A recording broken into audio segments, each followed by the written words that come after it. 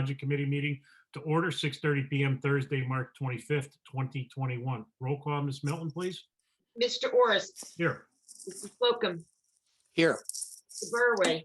Present. Mr. Spinks. Here. Ms. Nichols. Here. Ms. Pavano. Here. Mr. Talbot.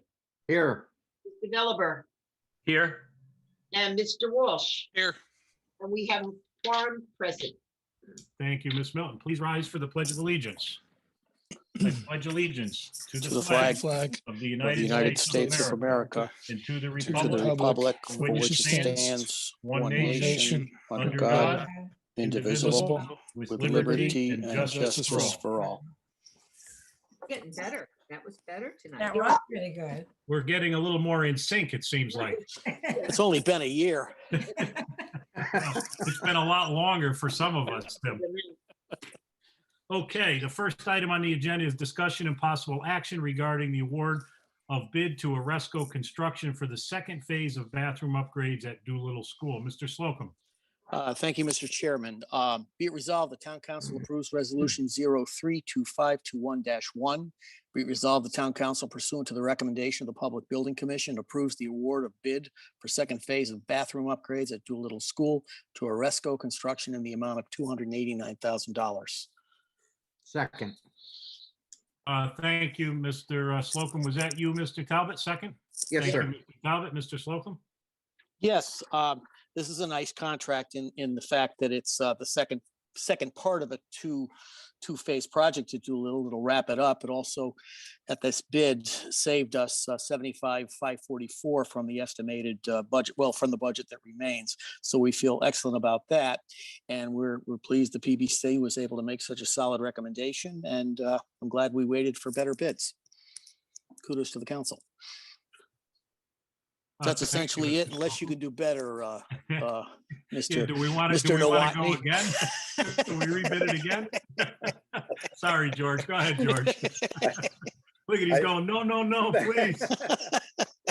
I can't add very much to that very eloquent referral, but I'll just say Oresco Construction did the first phase of the bathroom, so they're very well known, and the PBC has a very good comfort with that company as far as getting the work done on time and on budget and everything. So they did very well in 2019 on the first round. So we have nothing but high expectations for the second. Great. Thank you, Mr. Nowotny. Any questions or comments from members of the council? Seeing none, I think this is pretty straightforward. It's good for the schools. I'm glad we rebid it. We've got some extra money in the account that we can allocate elsewhere, and I think it's a win-win all around. So Time to flush. and on that note, I'm going to call for a vote. All those in favor? Aye. Aye. Okay, Matt, motion passes unanimously. Thank you. We're going to move on to number 4, discussion and possible action regarding award of bid to A. Secondino and Son for school security improvemements. Mr. Slocum. Thank you, Mr. Chairman. Be it resolved, the Town Council approves Resolution 032521- Oh, I already read that one. I just moved it aside. Excuse me. Resolution 032521-2. Be it resolved, the Town Council pursuant to the recommendation of the Public Building Commission approves the award of bid for school security improvements to A. Secondino and Son in the amount of $953,500. Second. Thank you, Mr. Slocum. Thank you, Ms. Pavano. Mr. Slocum. Basically, another good call on the council's part. We did put this off to see if we could get some more bids, some better bids, and we did come up with the building commission did come up with a great bid in the amount of $953,500, which will save the appropriated budget $80,000. The bottom line is the work consists of reconfiguring the main entrances at each location. That would be Dodd, Highland, Doolittle, Chapman, and Norton schools, and the one thing I'm not clear on, and I'll ask George to elaborate on this, but it says they'll be replacing the storefront with a conventional aluminum frame assembly and glazing. A service window kiosk shall be installed at each location and secondary partition constructed with ballistic rated level 3 glazing. And that will complete the person trap configurations. The bottom line is we're trying to make safe entry for those entering and secure passage for those receiving that entrant. And I just wasn't sure if the word storefront was appropriate, but other than that, I read it. George, you could probably expand upon that. Sure. Thank you, Mr. Slocum. Yeah, that's just an industry term, believe it or not. It's just a system for glass and doors and kind of a glass aluminum framed system with glass panels. Right.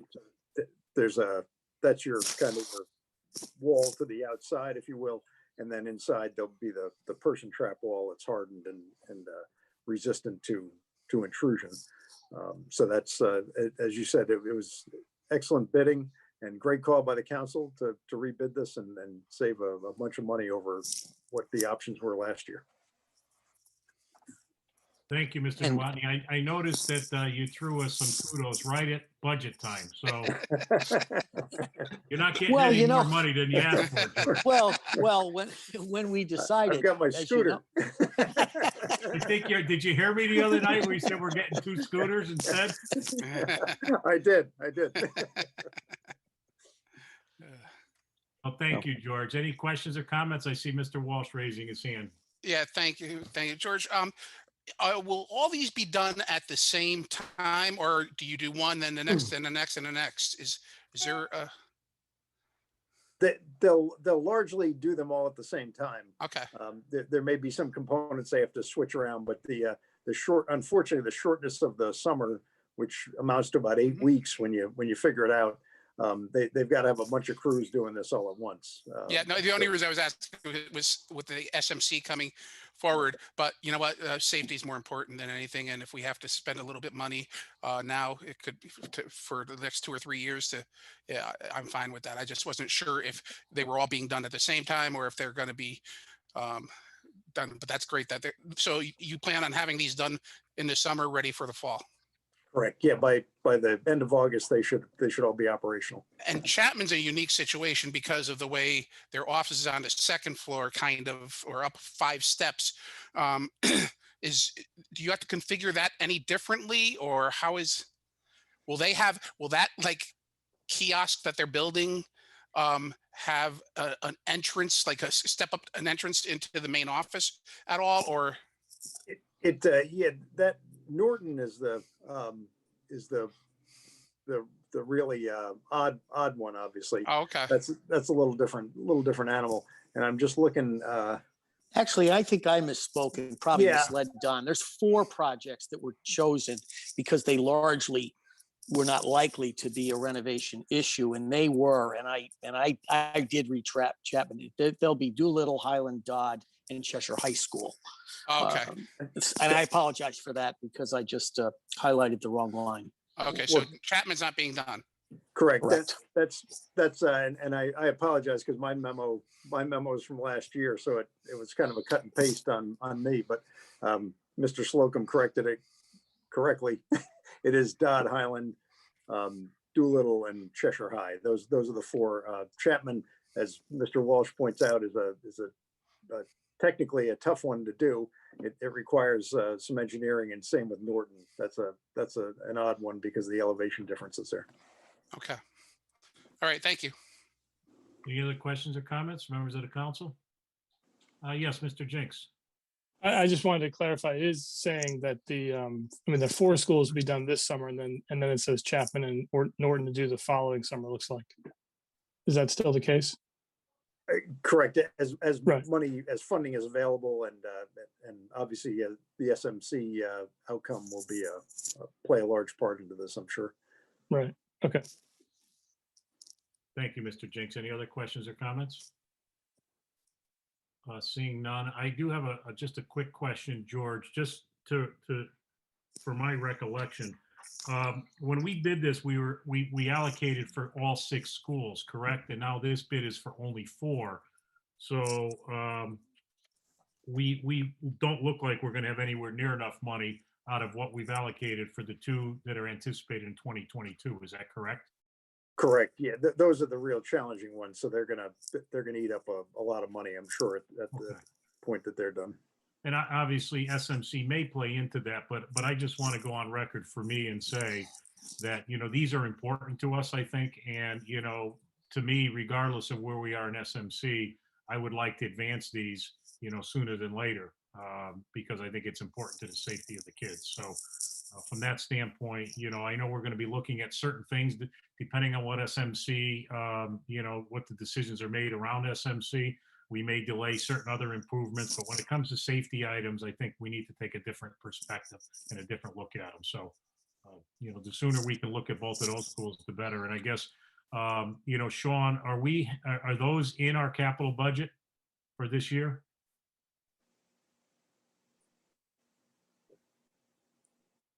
You're muted, Sean. Sorry, I had the screen covering there.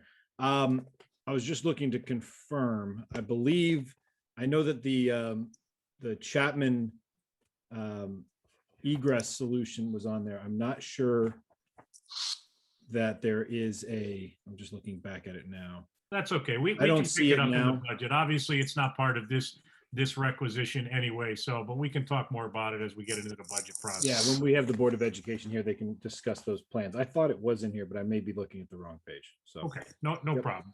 So if there's no other questions or comments on this item, I guess I'll call for vote. All those in favor? Motion passes unanimously. Thank you. Mr. Nawatney, thank you. I appreciate your time.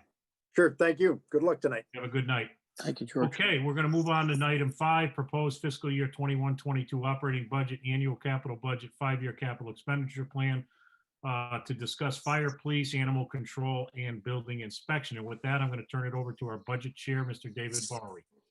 Thank you, Mayor Orris. I appreciate that. It is a public safety night, and it's a good thing. Always good to have them in and review the budgets with them. With that, I would ask the town manager if he wants to start with the fire and do some previews. I can't, for some reason, see all of who's here. So let me change. There we go. Okay, now I got on gallery view. So, there's Chief Kastner. Okay, very good. all right. Thank you, Mr. Borwy. Sure. So we can, I guess, get started. We have fire first on the list, unless we wanted them to flip for it. But Jack, I think, is ready to go. And so I'll actually let him give a brief overview. We're not doing any formal presentations this year, just to kind of get straight into the meat and details of the budget books. But Jack will give you a brief overview of some of the major components of the budget request. And then we can move probably into capital to discuss some items there. And so, Jack, if you're okay, go ahead and get started. Okay, thank you. The proposed budget, there's the salaries is 2.59% increase. Sorry, Jack, just real quick, just for everyone on the detail books as we get into those. Page 107. Yep, there we go. Thank you. Page 107. Thank Go ahead, you. Jack. So the salaries are at 2.59% increase. The non-salaries, it looks like a larger increase. It's 21.9, but that's due to a few things that mainly consist of, I had proposed an officer incentive program that Sean couldn't push through, but I'd like to get back to that after. We increased the funding line and the pension line because there's been a committee put together by our volunteers that they haven't done any increases in the pensions and their pension in I think it's 13 years or more. So that was the other significant one. And we also moved some things over from the public works budget, some water main money and some hydrant maintenance money. So the number is not that big, but the percentage is probably somewhat deceiving. Other than that, I mean, if you go through the rest of, it's almost a flat budget in probably 95% of the lines. But I don't know if we want to go through every line, but just to speak to Speak to the highlights if you want. The incentive program that I had proposed came in at a cost of $26,250. And basically what that was doing is we're running into trouble trying to get people to step up and take on volunteer officer positions. So many towns around us have been doing this for years. Watertown, I think, is one town that's been doing this for probably 20 years. They offer their officers a token amount of money. In some cases, it goes up to 3 or 4 or 5, 10,000, I think, in Watertown. But we don't have anything like that to try to motivate our officers our firefighters to try to move up. And I had talked to my colleagues and asked what they were doing, and one of the more popular ones was to offer some type of incentive, financial incentive, that is. And that was what I was advocating for, but I know there's only so much room, and Sean took that out.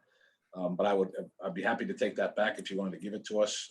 We moved 22,500 out of Public Works and another 17,500 out of Public Works into my budget. So that number it'll be out of Public Works and into fire, I think, for the future. But I kind of just wanted to hit, the highlights. And that pretty much, I mean, other than those two accounts, it's pretty much status quo. I'm happy to share. I mean, answer any questions, or Sean can screenshot the incentive program if that's something that you want to know more about. But that's pretty much it in a nutshell. Chief, before you get to the pension, which I do want to talk about because that is something different and enhanced, you immediately just mentioned the hydrants and the new hydrants and repairs for those. And it's 22,500 for the repairs.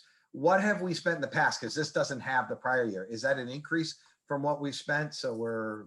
I would have to look in the Public Works budget from last year. I don't have that in front of me. Mr. Kimball may have it, but I don't remember what that number was last year because it wasn't in my budget. It was actually in the Public Works budget.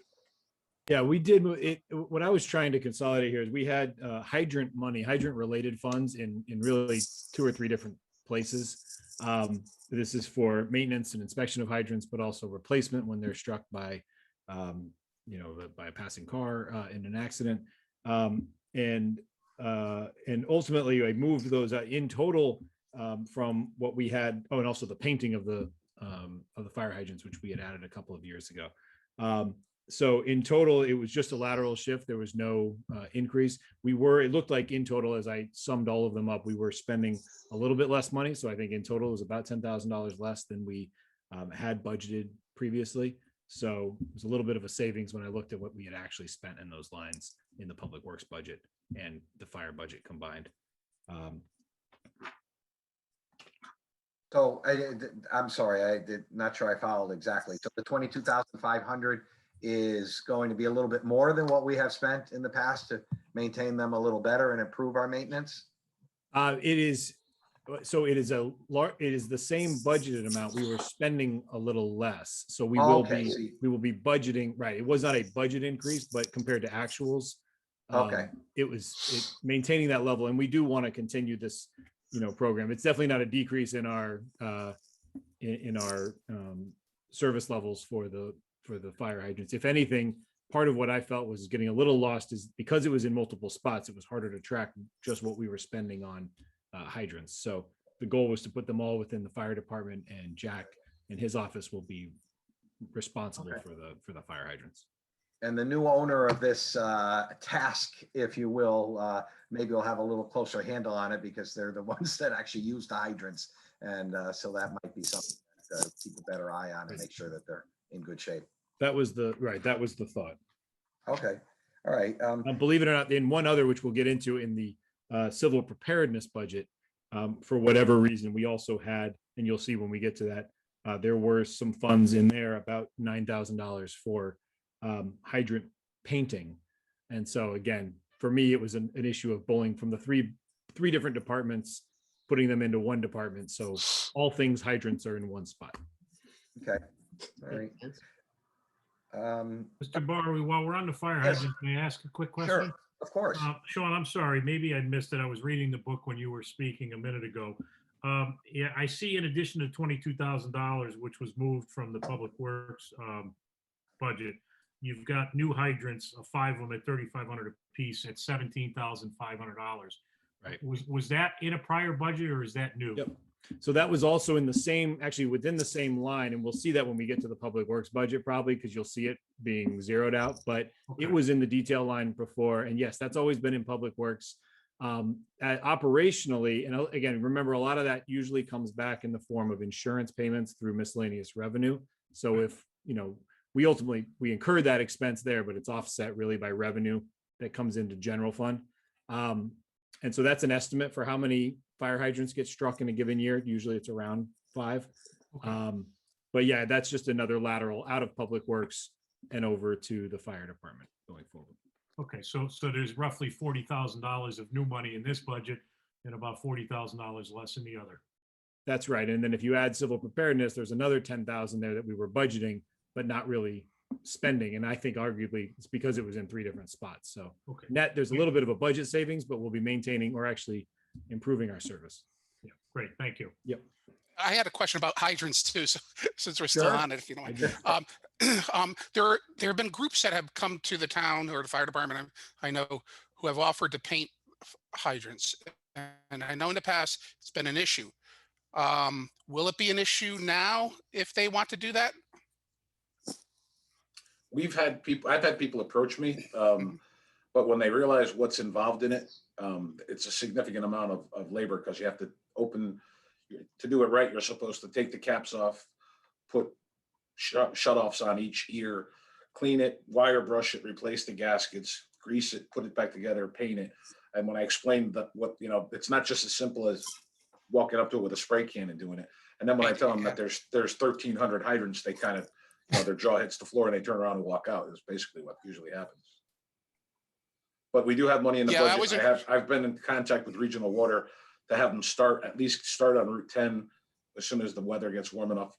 Start from Hamden town line and work to the Southington town line. At least the highly visible ones, I want to get those painted ASAP. Okay, you wouldn't turn down if they wanted to donate towards that, though. Not at all. No, we'll take donations anytime. Okay. Yeah. All right. I just wasn't sure because I know in the past there was an issue with that, but Right. thank you. Thank you, Mr. Veliver. Yeah, in the same line that Councilman Walsh just asked, and maybe this is where I thought he was going with it, but I was just curious. Obviously, the maintenance part of it obviously has to be done by somebody who has the wherewithal to be able to do that. But I guess my question goes to more of the more fanciful and funny paintings that some people do. I've seen some paintings where people have painted the fire hydrant like a dog or other things around town. And I guess my question would be, is that something that as well, if the fire department does the actual maintenance part of it, can residents apply to paint a fire hydrant in a pattern or some other way? Or do we, I understand why we'd want to keep them consistent. I'm just curious if there's a method for people to be able to paint a fire hydrant in a different way. There is not a method for that. There is actually an ordinance. It's in the ordinances that says they will be monochrome safety yellow. So Right, in theory, if you paint it like a dog, you're violating the town ordinance. Okay. All right. And I figured as much. I just was that we'd want them all uniform. I just want to, because I know that there have been some people who said, hey, I'd like to paint my fire hydrant. And I think we can't do that. I just wanted to bring that out for the purposes of discussion. So I'll be honest, I don't go out and look for people who paint their hydrants like a minion or a dog or whatever the case is. That's not a hill I want to die on. So if somebody does it, we don't go chasing them. Gotcha. All right. Thank you. And Dave, the other thing I'd add to that, and Chief, maybe you can jump in if I'm wrong, but as much as we appreciate, the volunteerism, I would imagine we want to make sure that they're being painted and prepped appropriately so that there aren't any issues. God forbid there's a fire and you need to access that, you run into an issue because they were painted wrong and you can't, you can't access them the way you would normally like to. Is that an issue or concern, or am I overreacting to that? No, if somebody were to take oil-based paint and just go out and glom paint on it, and just like when you paint a closed window, if the paint dries, when we go to use it, it likely could hamper us from using it. So that's why technically you take the caps right off the hydrant, the 6-inch one and the 2.5 ones, lay them on the ground, paint them, grease the threads after your wire brush it, and then put it all, kind of disassemble it, paint it, reassemble it is kind of the preferred method that we'd like to see it done. And that's why I bring it up, Chief, is really from a public safety perspective. While people think they're doing us a favor and they think it's a good thing, it could turn into a public safety issue. And, we just want to make sure people are aware of that. So absolutely. Good point. Okay. Thank you, Rob. All right. Anyone else with questions regarding this? All right, can we move on to the pension and maybe have a little more discussion on that? You said that you have a committee of firemen that are working with that? Have they also worked with the finance department to get a good handle on what some options might be so that we could cost out different options to consider? They have. They've worked with finance. They've worked with the actuarial team that we use. So we do have several options. And this proposed increase there, and Sean, jump in where I go off, but I think there's 5 different options. And when we met with the committee, we said to them that it's not fiscally possible to fund all 5 options. Well, how about we pick an option and do it every year, every other year, kind of phase this in over the next several years.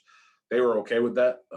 They were just happy that, the town was actually gonna, try to improve the benefit. And it does, we find that the pension doesn't do me much good getting people through the door, because the 17, 18, 19-year-old kid really doesn't care about a pension.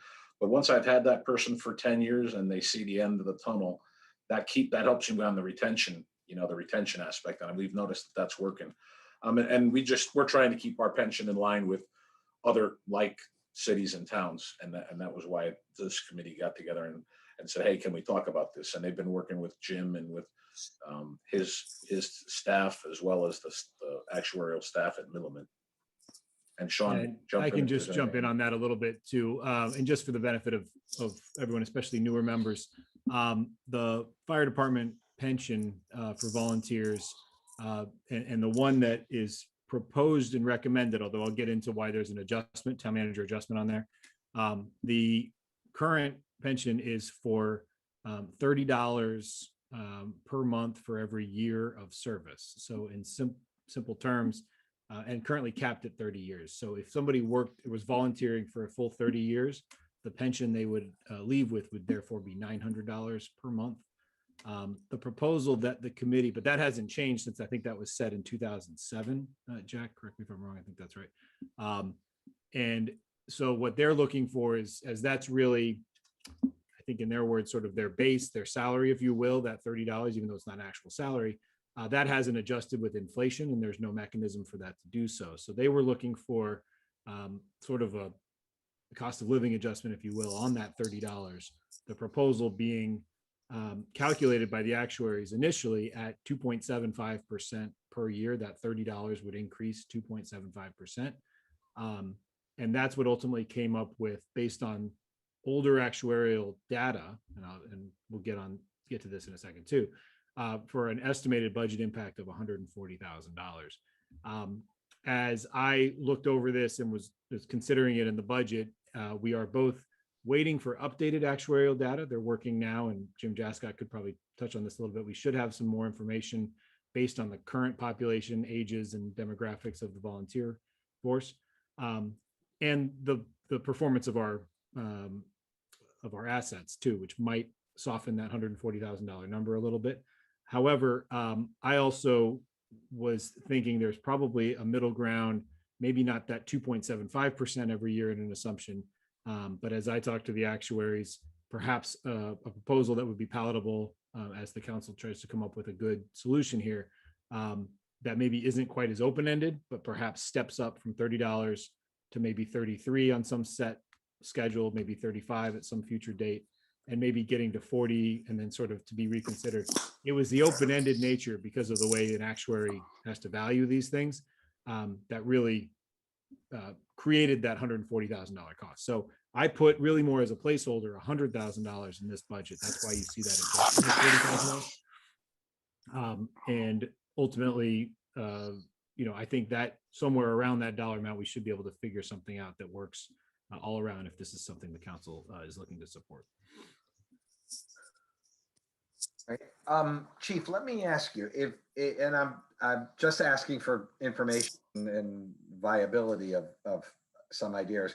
If we were to try to do a little of both, that you wanted to do the officer stipend proposal and an enhancement to the pension, but try to keep it in that $100,000 range, which is what the town manager has in his budget, is there a way that we can do something like that? Or would it make each one really not worthwhile? And I'm willing myself. I'm willing to negotiate or discuss, and I think the committee, which consists of volunteers and is chaired by the deputy chief and Dan Ford, who's the president of the corporation. They're open for discussion. Just the fact that we're having this discussion, they're happy. You know, it hasn't been looked at in, like Sean said, 17 years. So, I mean, we're open to talk, and I'm definitely willing to do, you know, to meet in the middle. All right, because I definitely do want to support something, and want to hear some of the rest of the council, but I definitely do want to support something if it's been that long for our volunteers, because they are volunteers. Do come out, you know, nights, weekends, days from work sometimes.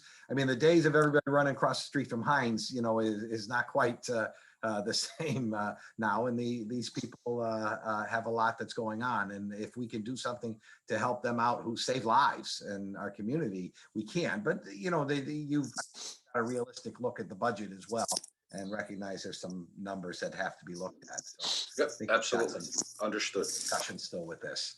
Chairman Orrs? Yes, thank you, Dave. Sean or Chief, and again, I'm not that knowledgeable into the workings of this pension, but I know we've been trying to get away from pensions, as you know. Is there a way to structure something that would be more of a direct contribution, so that we don't have to deal with the, you know, the pension issues, which we've always tried to work away from because of the long-term potential liability of it? Is there a way to structure something else, more of a direct contribution to a 401k or whatever you would call it? I'm not sure if you could, I'm trying to think of how you would do that, because they're not employees. So how, you know, how you would take, generally it's the contribution is a percentage of what a person, the town contributes X percent to the person's, you know, to the person's 401k. I don't know how we would derive a number from a volunteer. I'm open for discussion, but it's a little bit more difficult. And I would think that would probably likely have to be perspective, not, you know, not back to, because we've already been paying in for a good majority of the people that are here now. So it would have to kind of close one and start another. So I think it would be prospective. Yeah, but I guess what I'm talking about is any new product that you're looking to put on the table. You're talking about an enhancement for maybe an incentive for the officers, correct? That's correct, yeah. So, you know, again, I'm just thinking out of the box. I know it's not the same scenario where they're an employer getting a wage, but you know, the problem from my perspective with the pensions is it's tough to quantify those. They go on for an awful long time. And what I like about the direct contribution is the fact that, you know, it's quantifiable. And so, you know, you put a pocket of money aside, it's theirs when they retire, and what it is, and you know, they've got it. I don't know if I'm making any sense on this, but I'm just trying to think out of the box a little bit. Yeah, I would say, no, I think there's some merit certainly to the discussion. And maybe I would ask Jim if he knows with his background any limitations on doing that, because obviously the advantage would be, as it is in an employee-employee relationship on a pre-tax basis. Is that something, if their only other compensation is the paper call, that could be worked through? Or Jim, was that something you have to look into? You know, and again, I'm not aware of anything. It's something I think we should check with our pension attorney on. I hear what Jack is saying about they're not our employees.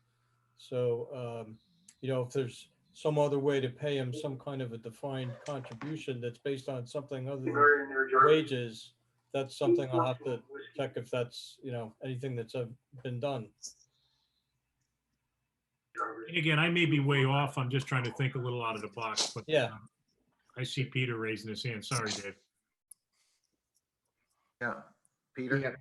Thank you, both chairs. Just to piggyback off of that, then, you know, they aren't our employees, but they are our residents. Is there any sort of possibility of doing a tax incentive? We currently do provide a tax incentive to the volunteers if they meet certain criteria, up to $1,000 off of their taxes of their property.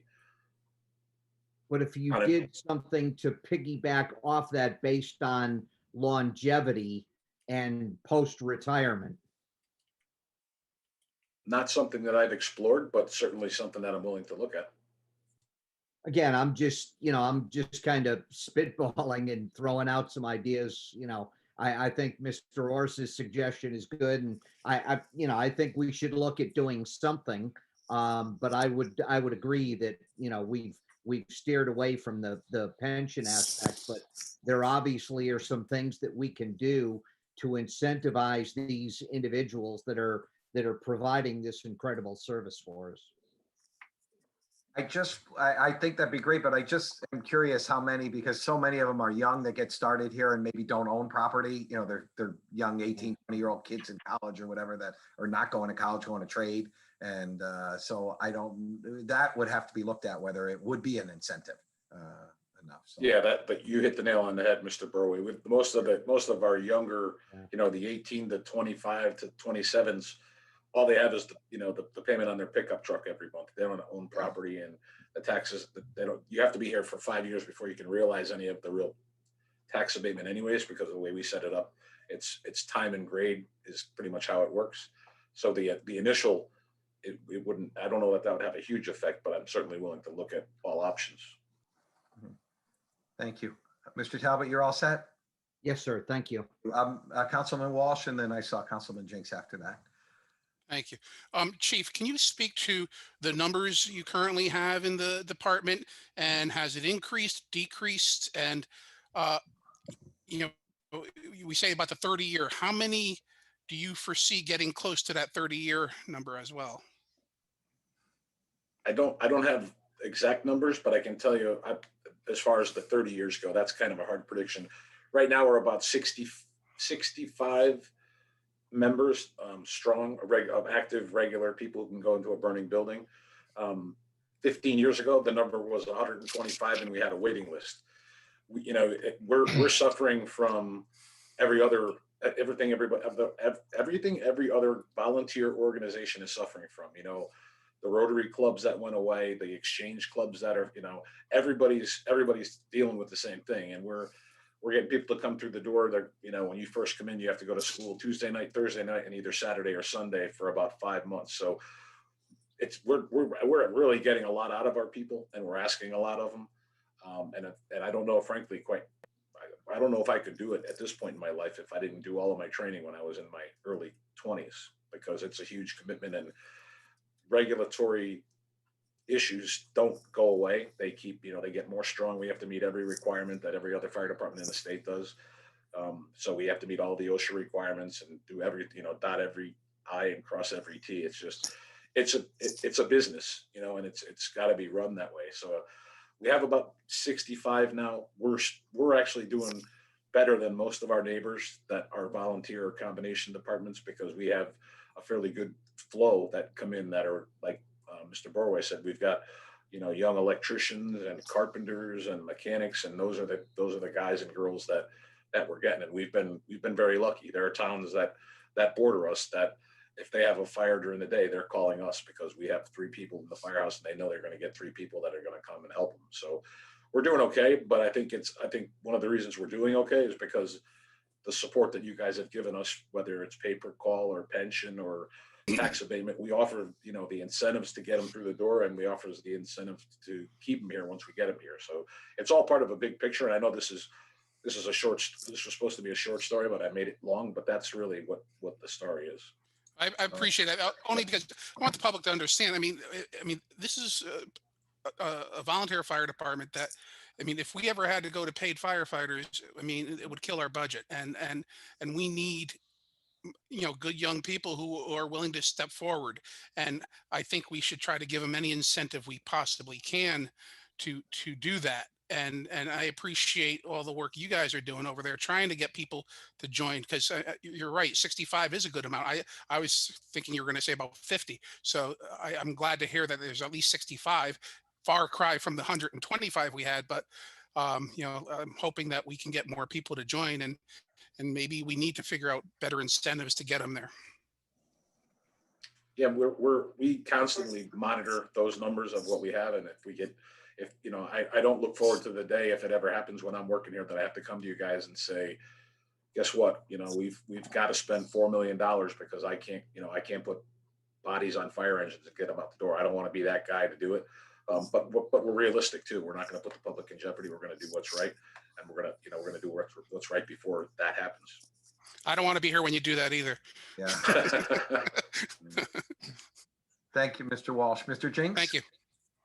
Yeah, thank you, Mr. Burry. Hey, Chief, good to see you again. I mean, I would certainly like to support something as well. One thing I want to bring up in the vertical book, I noticed that the number of active volunteer staff members for 1920 was 55.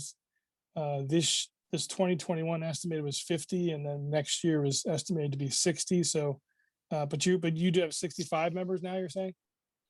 Yeah, it varies, and quite honestly, it varies on a monthly basis because we'll have people reach their 20 years and then they basically walk away.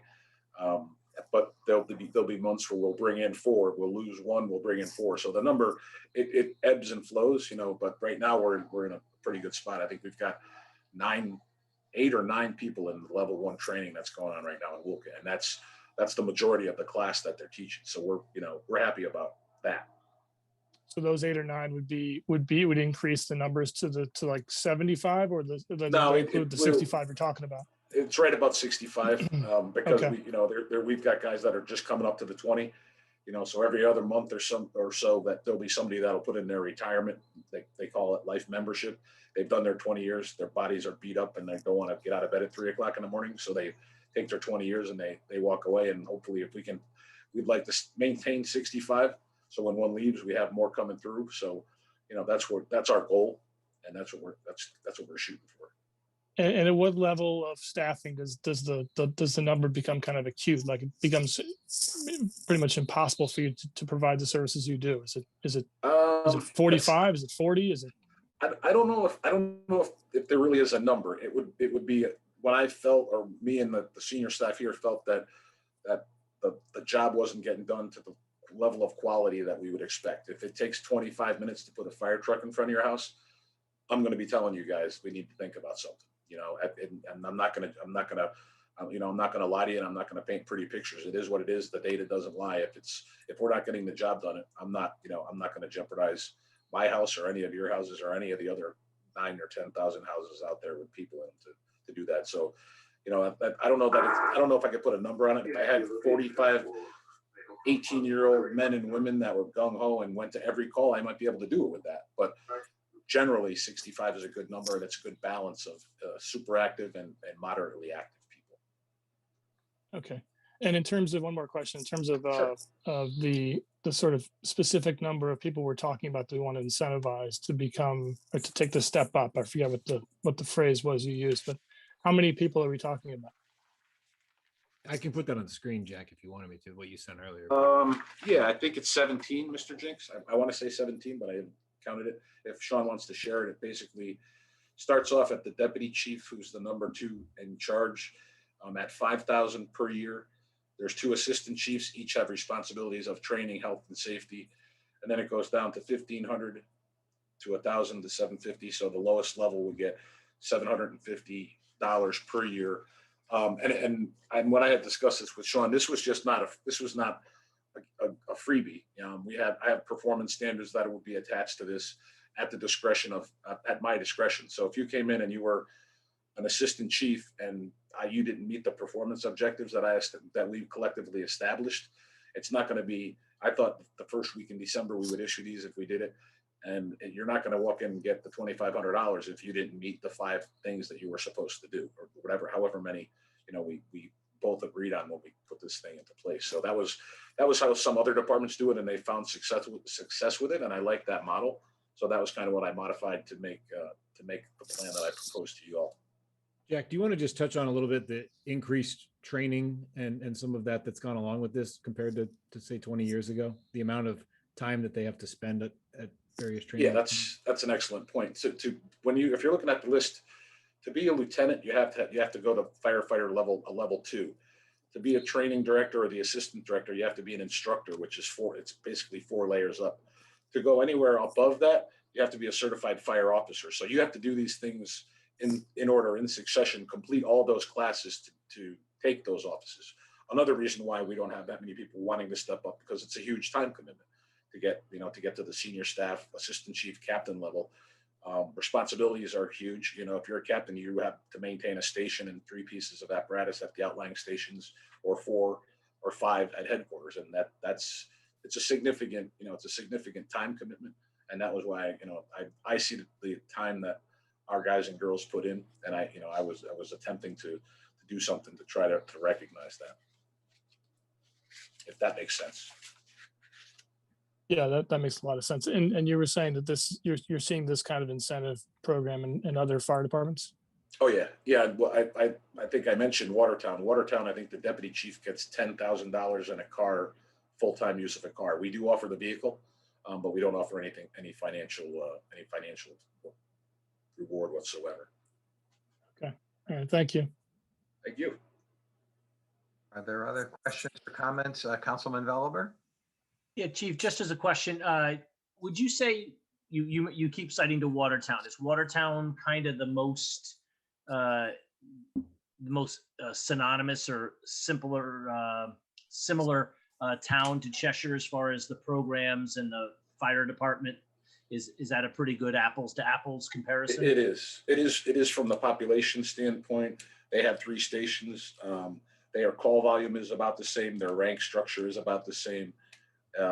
And they do medical calls, and they bill for medical calls. That's really the only difference between Watertown and us. But they're a good solid department, and I would say that Cheshire and Watertown fire departments are probably 2 of the best combination departments that in the area, most progressive and most active. Thank you. Just went in order of district council members. Anybody at large have any? Yes, Ms. Nichols. Yeah, I just wanted to take away here. The takeaway I get is that in general, we are very supportive of these wonderful people who are in charge of our safety in town. And the takeaway I have is that in order to remain at this level and with this type of a combined department, we do need to make sure that they're compensated enough to continue to do the job for us, because the alternative is far more expensive than any of these options that we're looking at. And what I'm hearing is that there are a lot of good ideas that have been brought to the table as to how to do that. So I think it behooves us to take a further look at those types of ideas and not just dismiss those requests out of hand. Because I supporting the fire department. And Chief, what's his name? You remember tonight, you remembered. I know I heard your meeting the other day, but as personnel committee chairman, I think that means a lot coming from you as well, who may be involved in. The alternative could be pretty expensive. So let's keep that in mind. Let's keep perspective here. I think it's safe to say that it would be at least 3 times what the current budget is. So it would probably be somewhere in the area of $3.5 to $4 million if you compare us to staffing like a Naugatuck or a North Haven. They're in the $3.5 to $4.5 million range. All right. Other questions or comments for the fire chief? Yes, Mayor Orse. Dave, no, just to kind of close the loop on this issue. So I think you're hearing pretty much unanimously, Chief, that we are open ears to discuss something that we think works for you all, but we can roll out in a fiscally responsible manner for the taxpayers. So, I think we're all ears. Let's talk about it. Let's see where we can go forward with it. The only other suggestion I would make is maybe we change our ordinance slightly to deputize all 9 of the council members to be backups to you. So we need to jump on a truck. We jump on a truck and off we go. Would you be amenable to that? Absolutely. Is the insurance coverage very good? If you're 80 hours of training and we'll order you guys gear. As long as I don't go up the ladder, we're good. I'll drive the truck. I gotta tell you, I just got a vision of the 9 of us rolling up to a scene in a fire truck and not knowing what the heck we're doing. All due respect to all of you, I just hope it's not my house. Hey, I've got a red pickup truck, so I'm already good to go. There you go. All right. You just need a siren, Mr. Jason. I need a light on top. That'd be Yeah, good. the light, the siren. Sure, we can. Chief, I agree with you. God help the homeowners to where we show up, the 9 of us. Yeah. Thanks, Chief. Thank you. I want to ask the town manager, did we have the other budget that Chief Kasner has? Now I've forgotten the title of it. I don't see it on the list. The civil preparedness. Civil preparedness. Thank you. Oh, yes, of course. Yeah. Yeah, we typically do them at the same time. Yeah, that's what I thought. I just couldn't remember the name of it. Yep. So yeah, if we can quickly go through that, that's on back to page 101. These numbers are very deceiving. Yeah, these numbers are confusing and probably worth Jim Jaska explaining a little more. But in short, if you go to page 103, you'll see at the bottom a couple different things. One, the appropriation we made for Storm Isaias cleanup, which will be largely reimbursed, as we know, from the townwide brush collection that we did. And so that is a appropriation that's added to the 21 budget, but of course we're not requesting in fiscal 22. So that has the effect of looking like $180,000 decrease. You'll also see there without appropriation, the estimated expenditures in 21 as of, I think that was through, that's for the COVID related expenditures, Chief. That's where we were tracking them in the COVID account, Jim. And so that's why you'll see the actuals and the estimate for fiscal 20 and 21. I think that was through January or December, Jim, is that right? Yeah, and some of those expenses are going to be pulled out because they're going to be offset by one of the COVID grants. Right. So I did make note of that when we were projecting our surplus for this year. In our summary, we're projecting a $560,000 surplus, but then adding to it a little bit more because some of these expenses are going to be offset by a grant. And further, on the Storm Isaias, the 160,000 there, that's our projected expenditures for the storm that occurred last August. We just started the process with FEMA. That should be 75% covered. Yeah, that's what I want to say. So there will be revenue offsetting that 160,000, and I'd say over half of that 150,000. That's I'm sorry, I got it backwards. The half of the 160,000. That's the COVID expense, I believe. That's going to be reclassified to a grant fund. Probably over half of that. Right. And then the only other line that we already mentioned before, not to bring everything back to hydrants again, but you will see there in 5409, which is the $10,155 we spend for the Code Red emergency notification system. That budget line used to be $20,000, which incorporated about $9,000 worth of hydrant painting, which we already talked about, is now all in the fire department. One spot. All right. Starting and ending with hydrants. Yeah. So trying to compare an apples to apples, the only increases for supplies for the generators, a little bit in the stipend, and some emergency radios and stuff. Otherwise, it's the anomalies of COVID and the tropical storms. Storm Isaias, yeah. Right. Okay. Are there questions or comments on this budget? Seeing none, sensing you're ready to move on. All right, Chief, thank you so much. Wearing both hats tonight, and thank you all. You're ours. Stay well. No, I was just saying, thank you, Chief. Oh, Thank- you're waving thank goodbye. you. Okay. All right. Thank you. Thank you, Jack. I was Anytime. actually waving goodbye. Good night, folks. I'm leaving. Not yet. Um, Chief is here watching you, so, and we're actually going to call on him now, and Deputy Chief Jordan. So, good evening, gentlemen.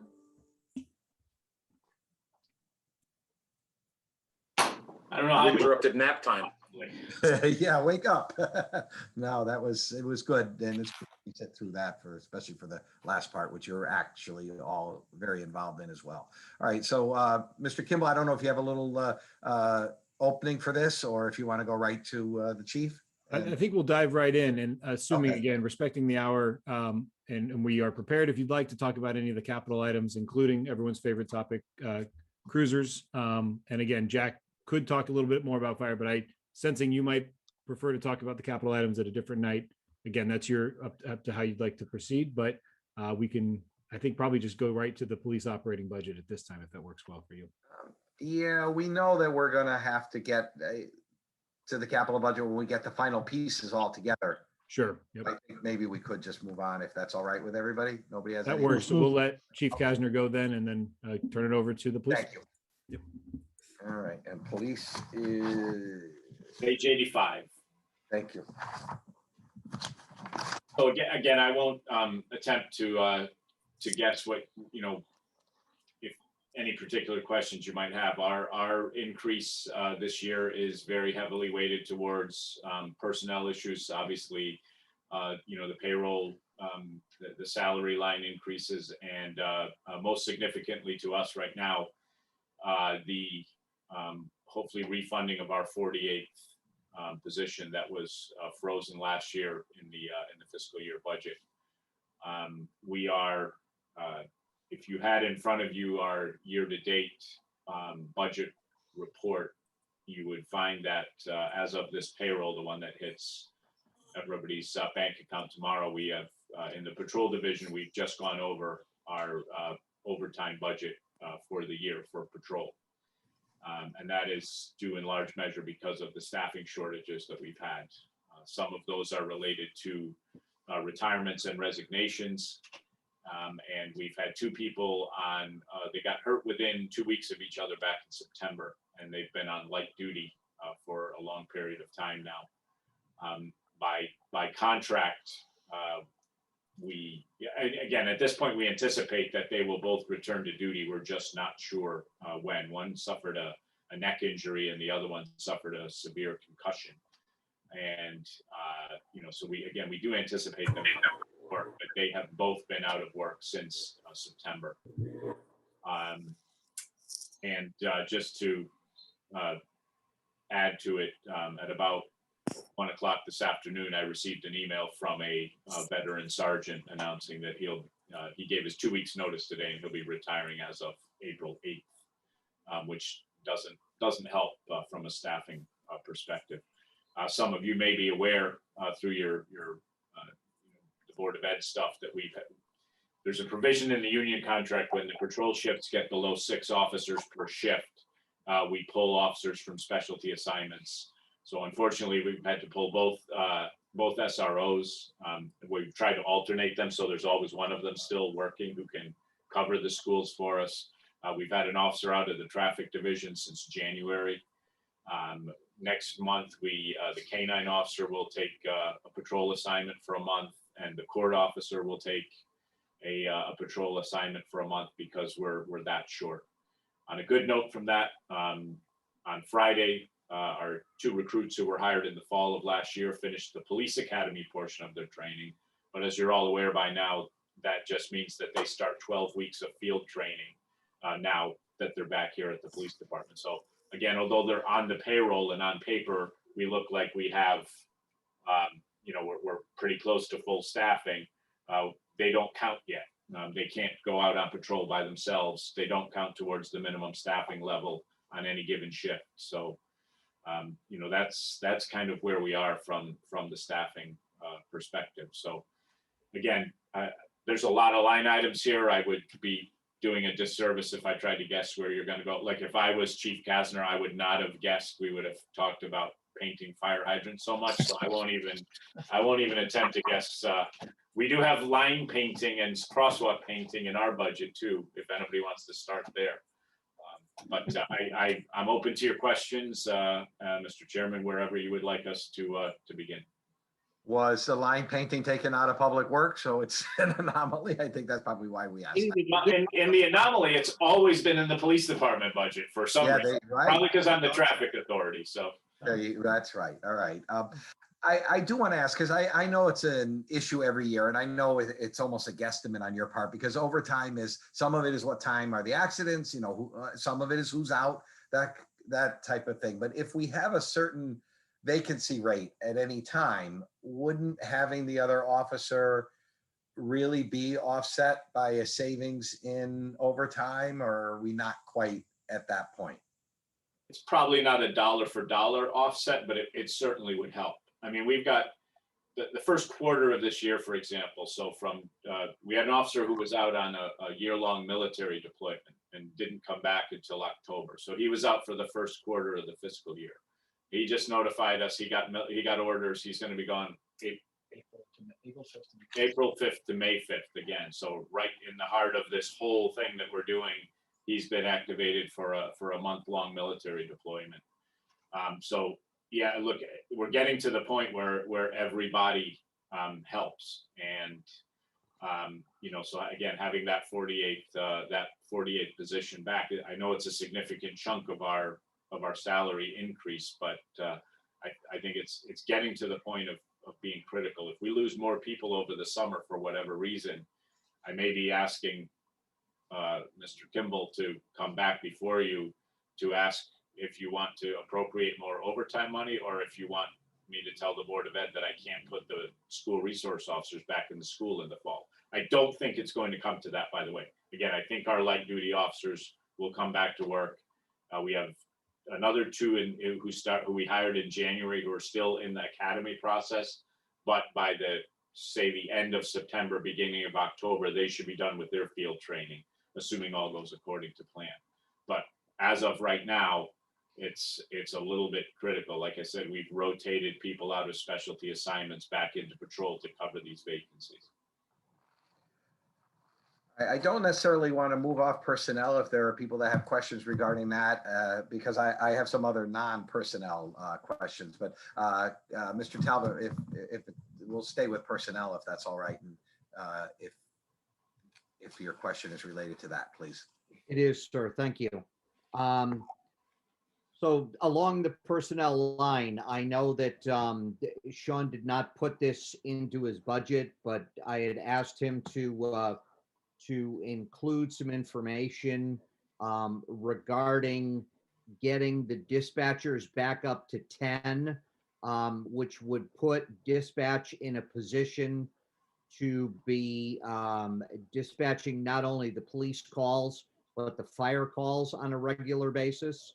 And I believe Chief Drife has a piece of paper with information. So if Mr. Barrow, if we could hear this, it really is outside of the budget, but it was something I would like my colleagues to consider as part of this year's budget process. Sure. So again, at Sean's direction, we prepared just a brief, thumbnail of what it costs to hire a dispatcher. And the bottom line is a first-year dispatcher currently makes $47,424.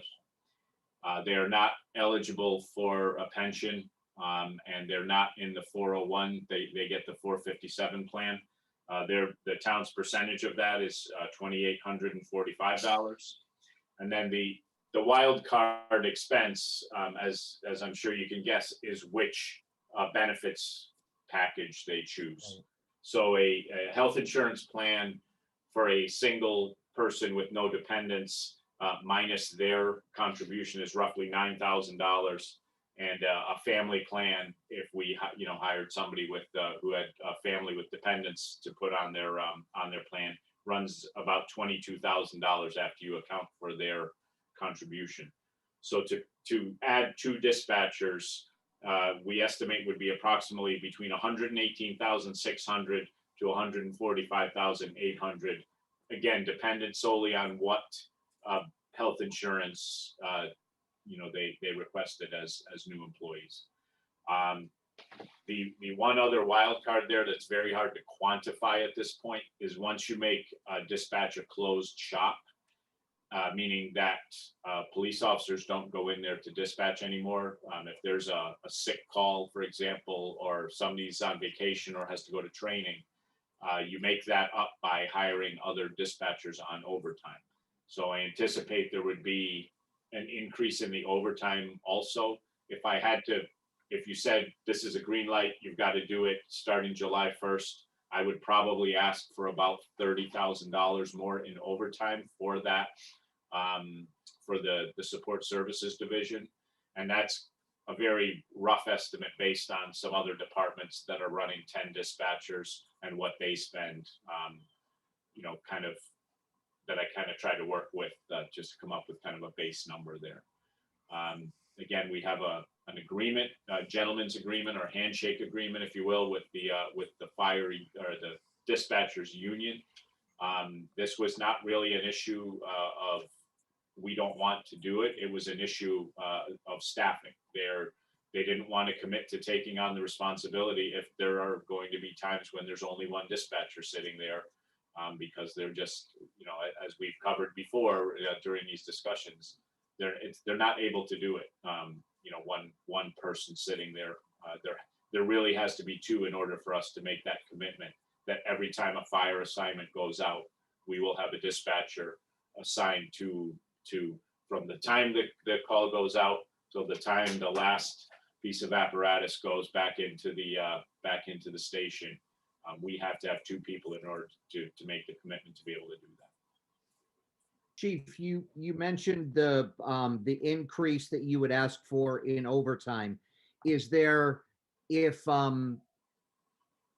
currently you have to pull in officers, is that done on overtime? So would there be some sort of, or any sort of offset in the police budget that would offset some of that 30K in overtime? It's a much smaller number than it would have been in years past when the council authorized us to go from 5 dispatchers to 8 dispatchers. That cut back a lot on the number of times that we had to pull a police officer in. So the number of shifts that police officers actually work there has gone down significantly. So it does still happen on occasion, but it's not as big a number as it would have been 2 or 3 years ago if you had asked me that before you authorized us to go to the 8 dispatchers. Thank you. All right. Ms. Nichols, was that addressing your point, I think? I'm sorry, you're on mute.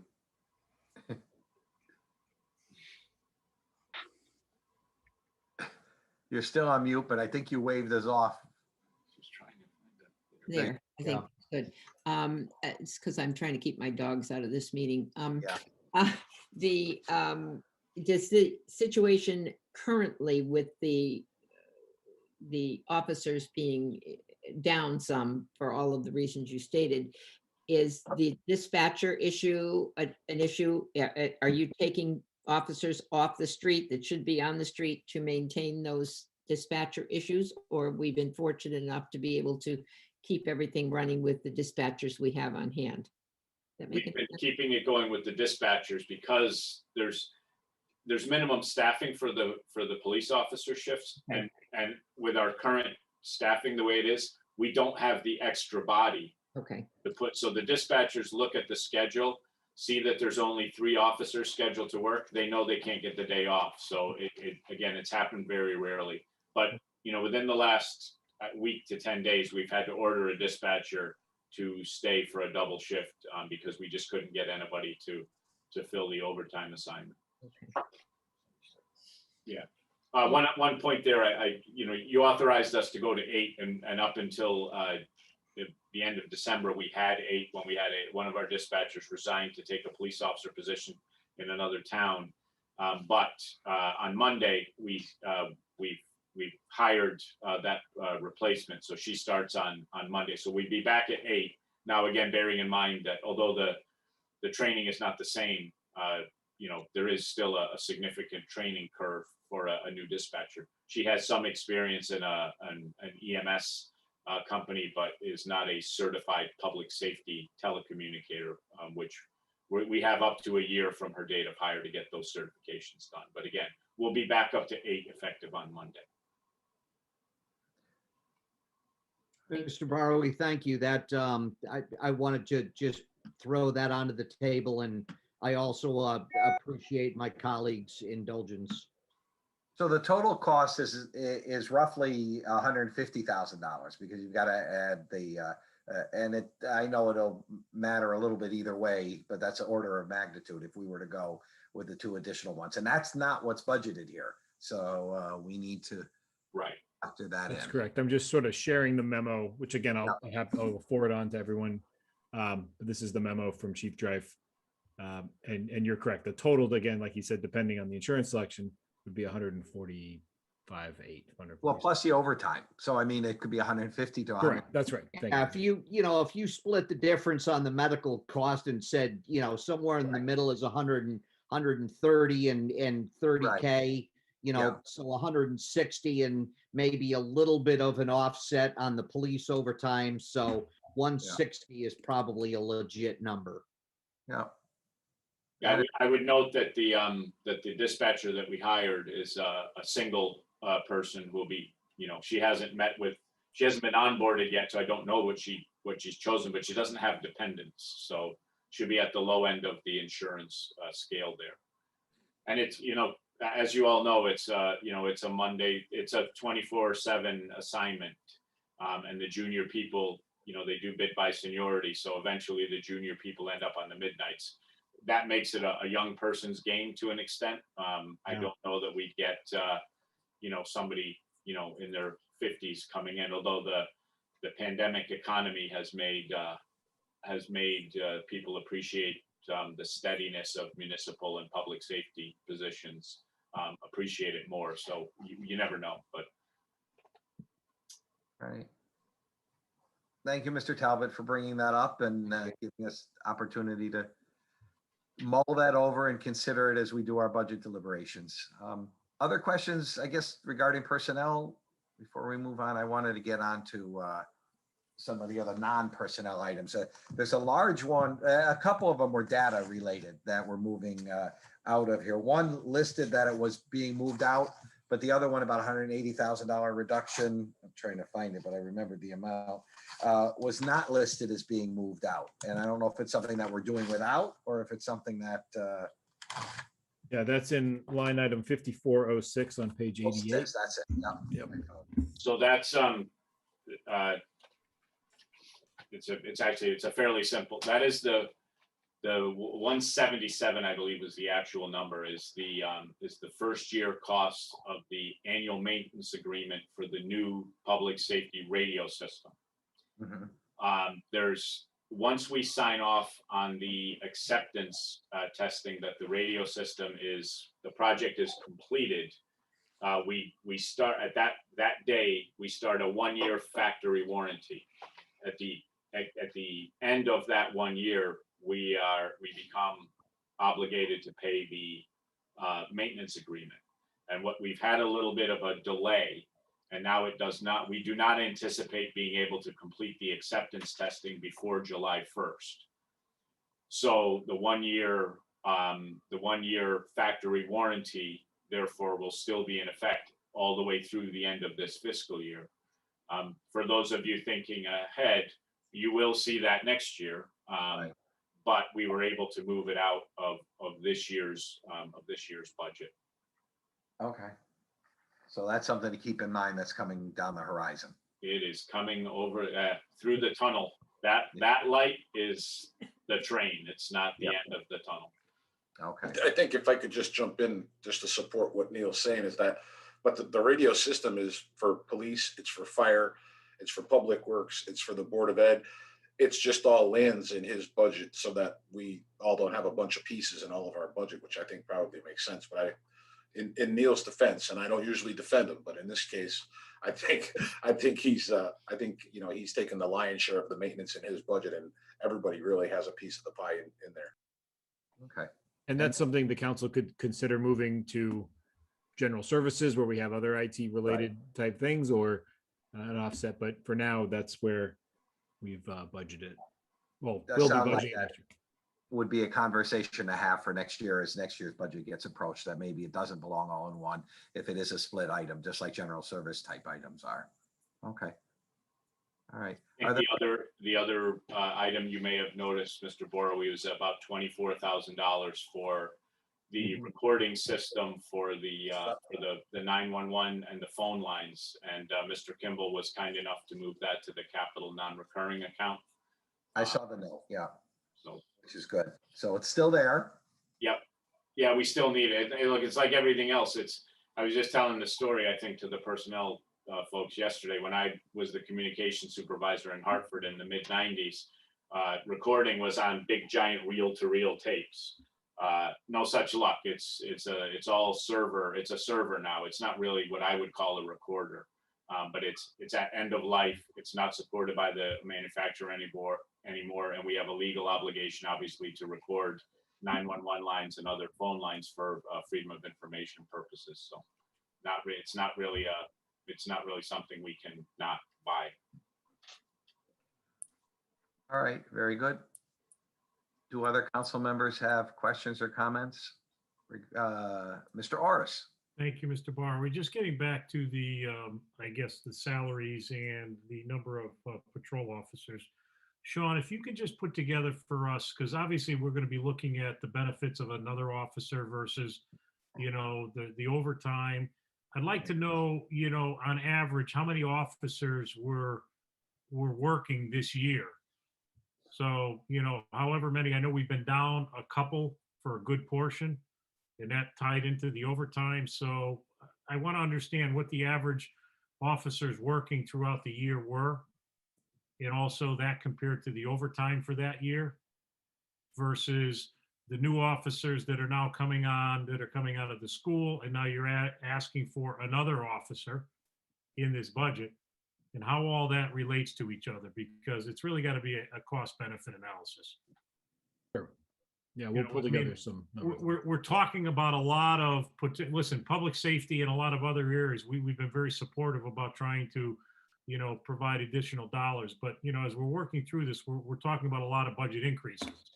And so I just think we need to be very judicious how we make these decisions. And, the taxpayers can ill afford a big tax increase this year.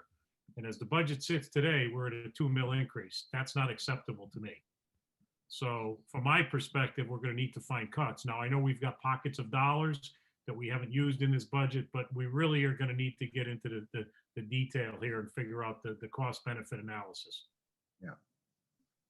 Well, to that last statement, it's not going to be all revenue enhancements that are going to be able to bring it down. It's going to have to be a look at some of the expenditures and some ways of doing things efficiently. And I like your thought, just so we have all the information, knowing what the average reduction of actual active officers is at any one time. I think that's helpful.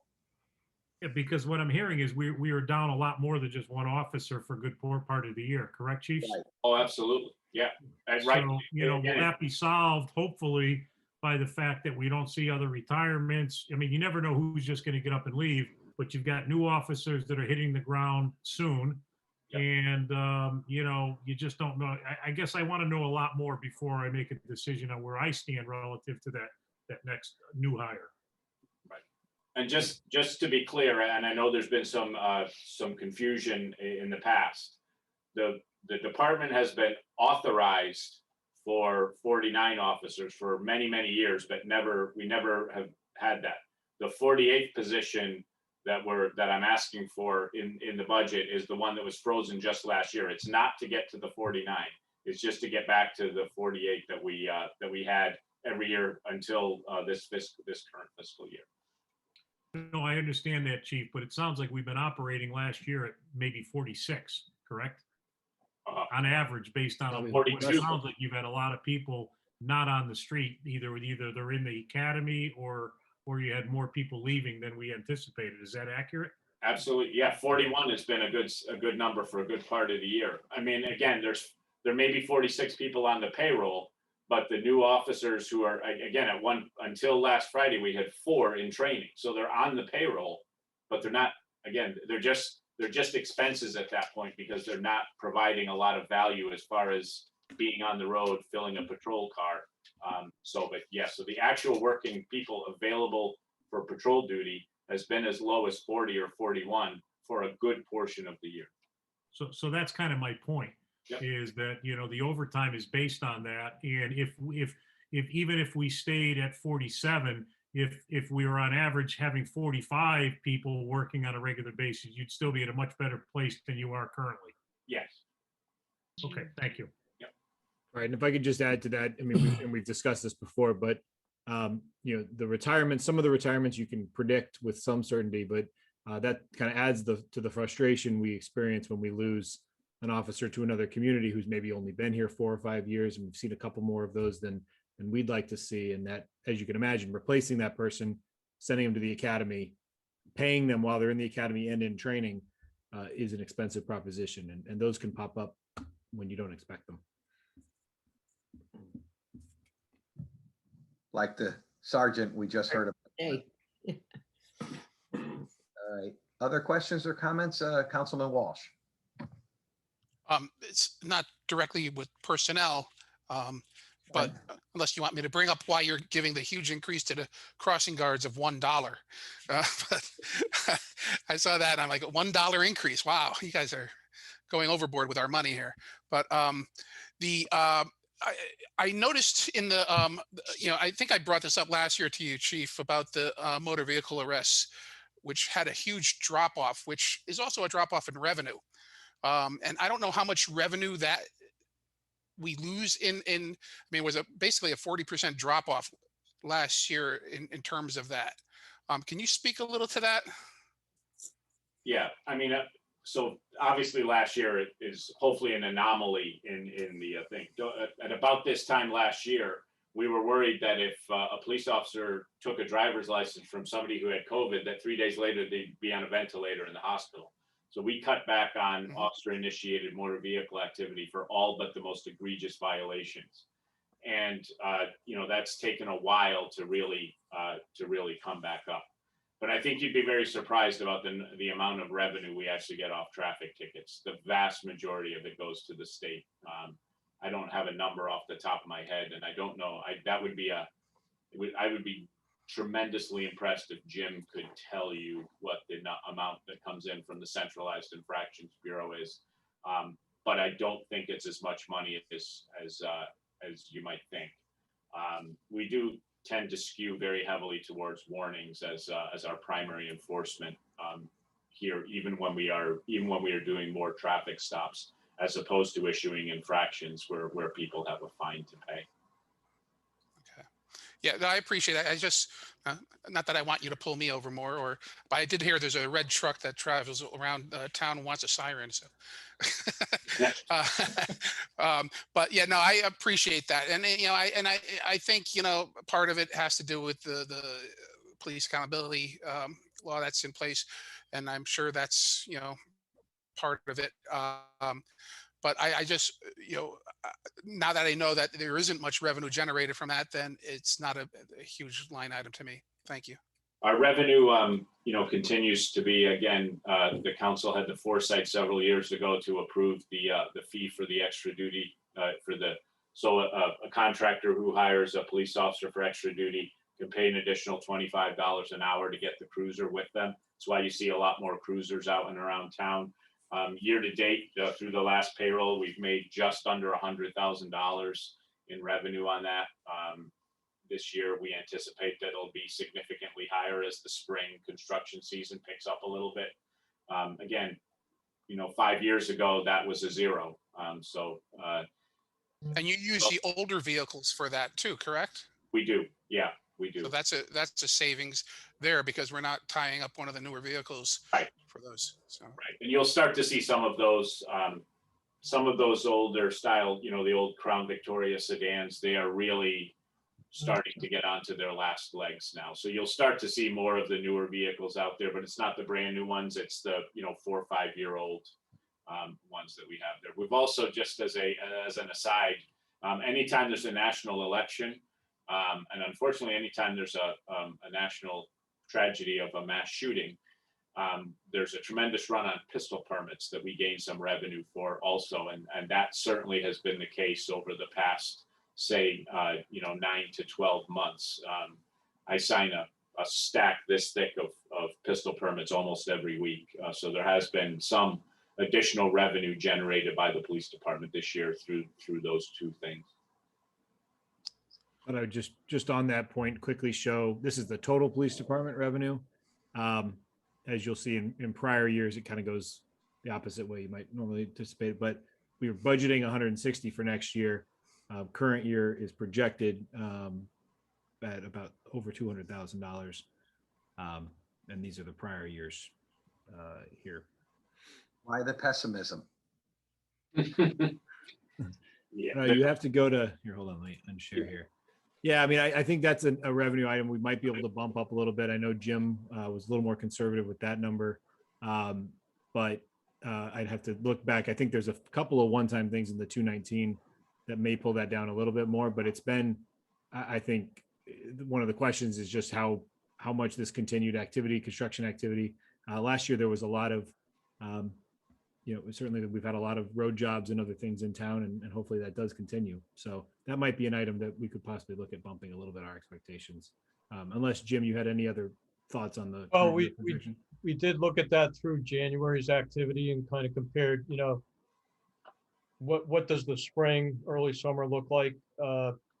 And, the chief did mention that there's been a lot of gun permit activity. I do plan on looking at all the revenues again, and I'll probably focus on that one. So, there might be a little bit more there.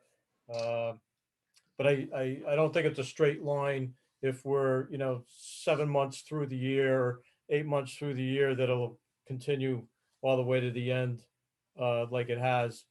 There could have been some anomalies in there that bumped it up in the middle, but certainly going to take a look at that again before this process is over.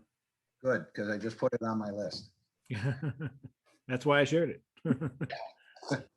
All right. All right. Other questions or comments regarding the police department's budget? Right. Chiefs? Well, Chief Jordan, we didn't even hear from you. I got a good mentor. I don't have to talk. All right. Oh, I'm sorry, Councilman Veliver. I'm sorry.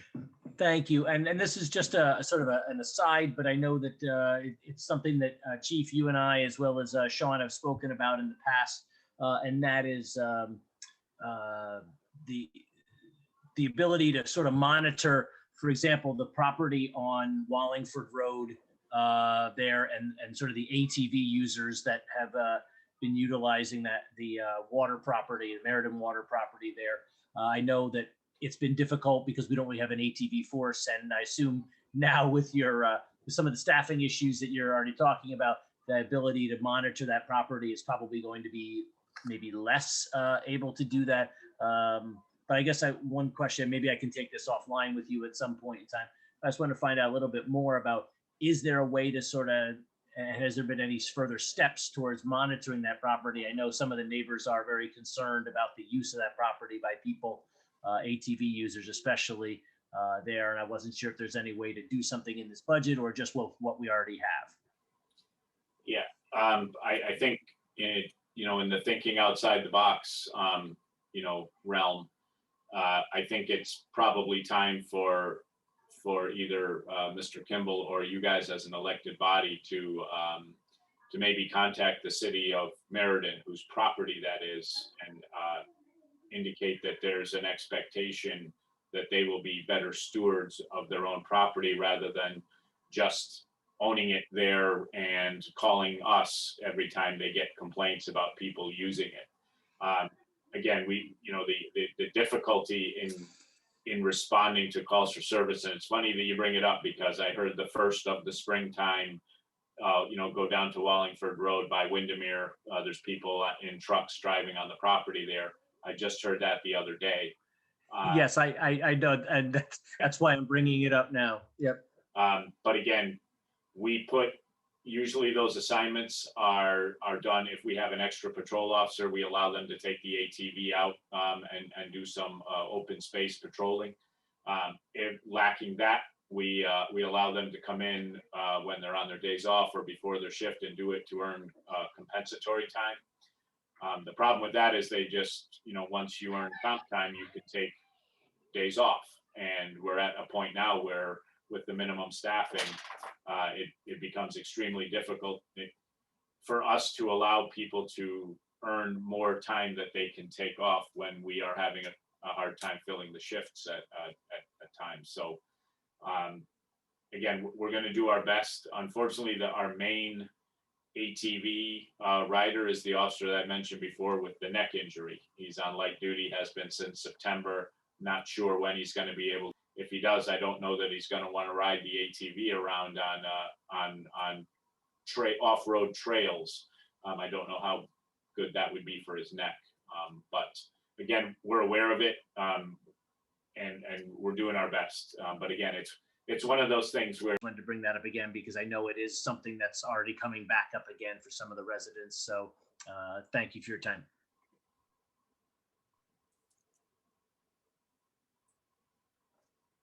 Other, oh, did I see, Mr. Jinks, did I see your hand up earlier? No.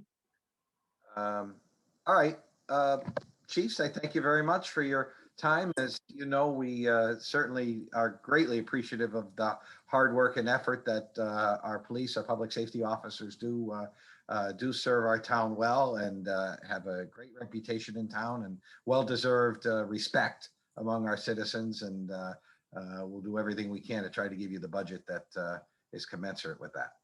Sorry, Mr. Chairman, can I ask one more question? Sure. Chiefs, this goes back to the police accountability bill. In this budget, is there anything in this budget that has to have been added to comply with the police accountability bill? I guess I'm just trying to figure out how much of a cost burden is the police accountability bill going to be in this year and in years going forward?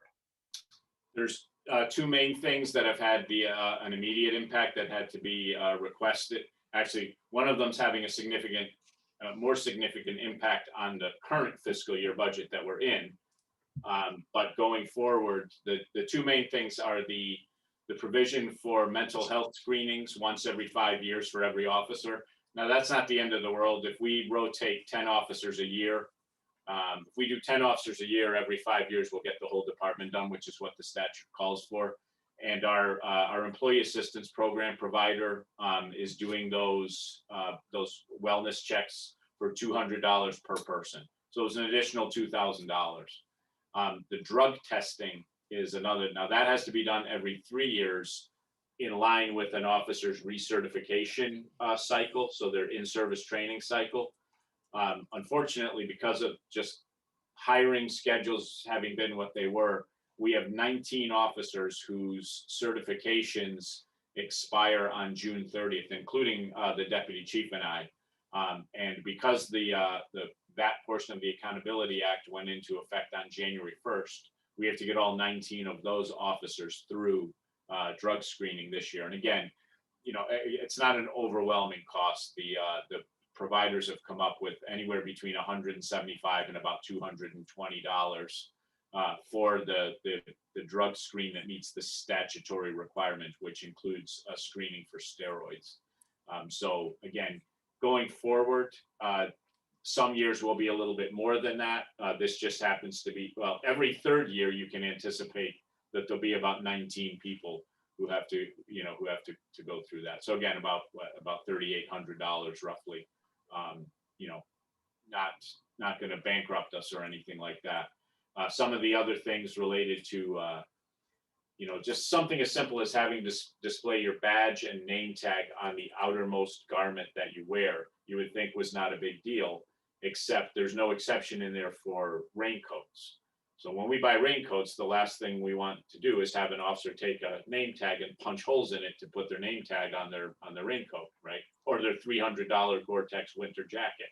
So we had to buy, if anybody's familiar with, if you've ever seen an NYPD officer, they have a leather, they call it a leather ladder. So their badge and their name tag are underneath each other on one piece. So we're using the gift account money for this. So that's why you didn't see an impact. But we're buying a second badge for everyone with a name tag so that they can mount that on the outermost garment. Because again, it's not just, hey, you're in violation of department policy now. Technically, you're in violation of a state law. So again, the little costs like that have added up here and there.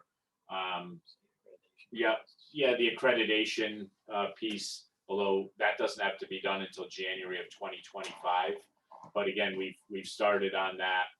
You know, we have some policies that need a little tweaking, and also there's some physical plant related issues, particularly in the property and evidence room, that need a little upgrade. But I anticipate taking the vast majority of that from the gift account money, just because they're relatively small. But So there have been some things, and some of it is, it's hard to quantify because we're going to have everybody go back through in-service training on all our use of force policies because we've had to update them all. And that all has to be done by January 1st of next year. So even if somebody has just finished a cycle of in-service training where they had that, they're going to have to go back through because we just had to update all the policies to include the duty to intervene and the ban on chokeholds, which, by the way, was, I mean, I've been a police officer here for over 31 years. I've never been taught a chokehold. It's just not something that is commonly taught on the East Coast. But again, it's something that had to be included in the policies and will have to be trained on. But it's hard to quantify, you know, exactly what the dollar value on that is going to be. Well, thank you, Chief. And one of the things I wanted to also ask is the fact that we all have that the police officers and the police cruisers all have cameras already. That's something that would have been included in the bill that we would have had to do had we not already had you and your staff and council and town manager had the forethought to already work that into the budget, correct? Yes. Yeah, and again, we were able to take advantage of a much more generous state reimbursement for the body cameras. I think we got about the state of Connecticut paid for about $120,000 worth of our overall project there to upgrade all the cameras and start the body cameras.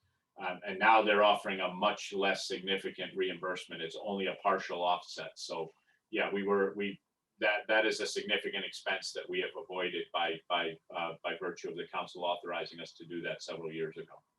Great. Thank you for your presentation.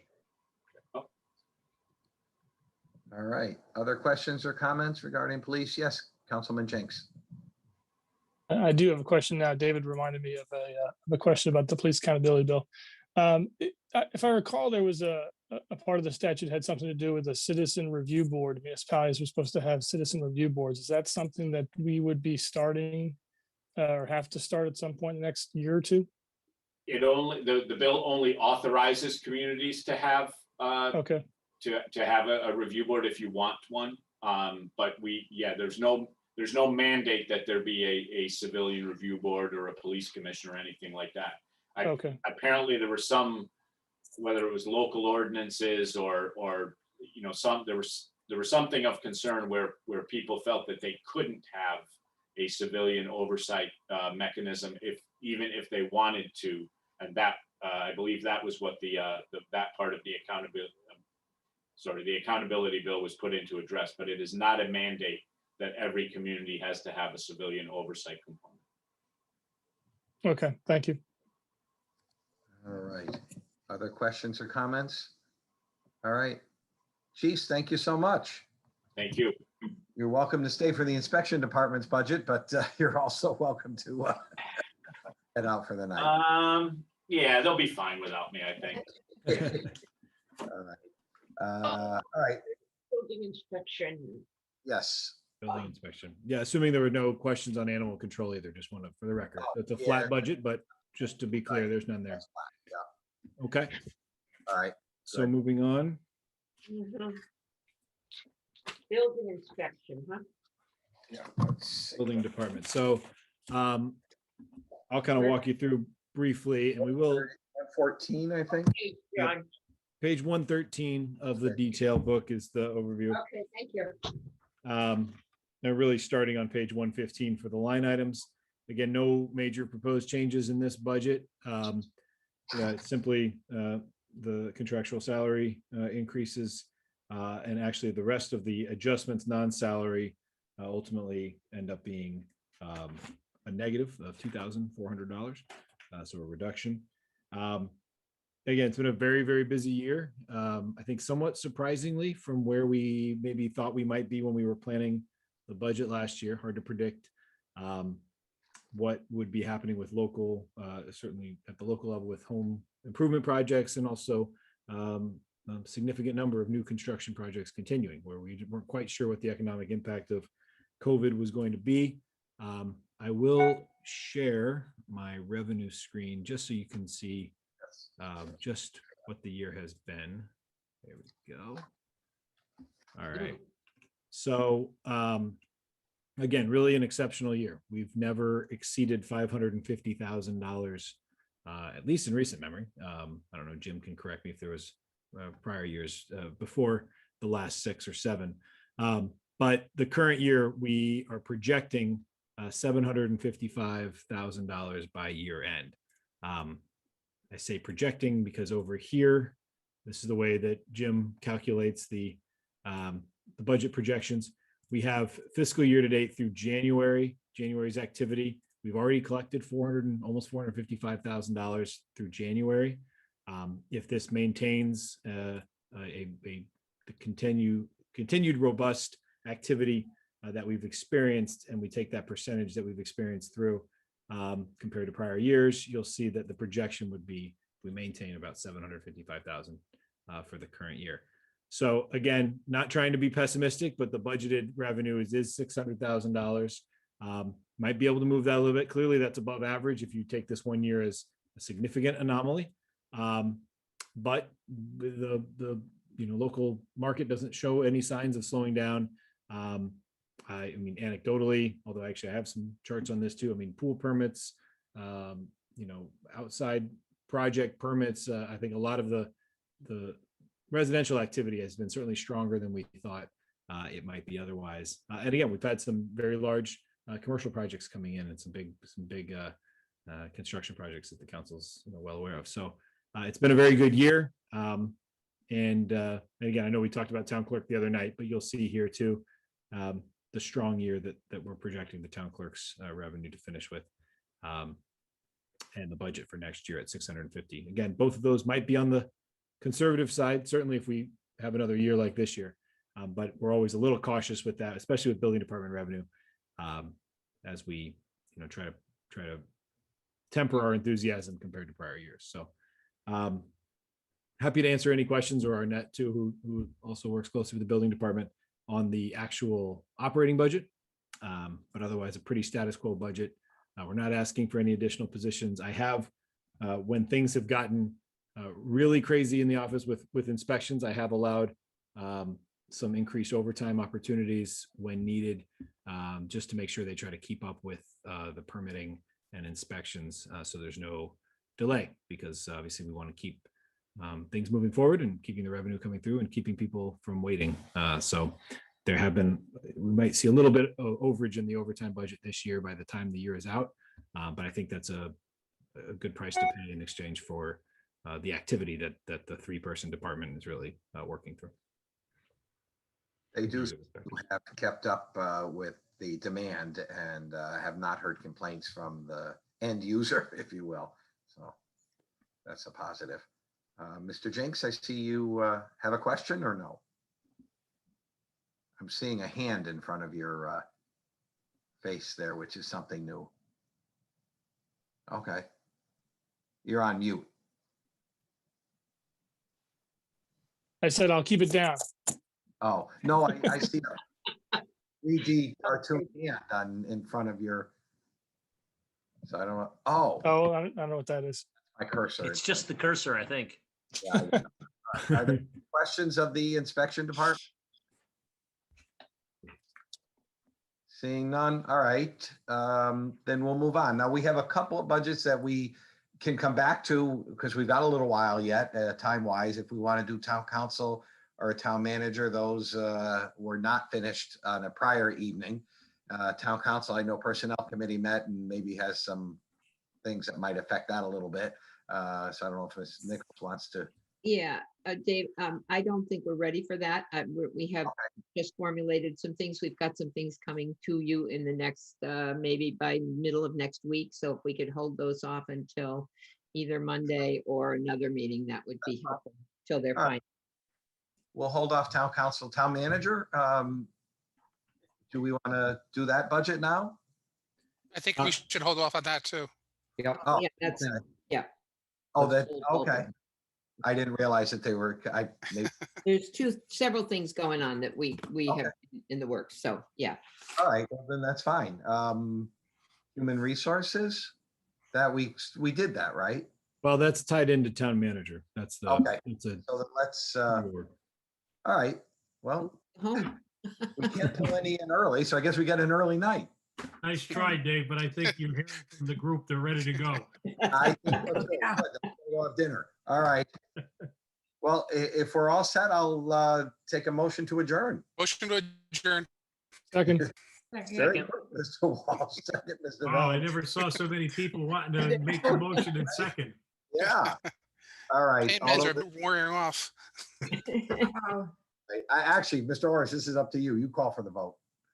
Well, you started it, you might as well finish. All right. All those in favor signify by saying aye. Aye. Aye. Aye. All right. Aye, We'll aye, see- aye. is what Aye. we're saying. Even Gina voted yes on that one. yeah.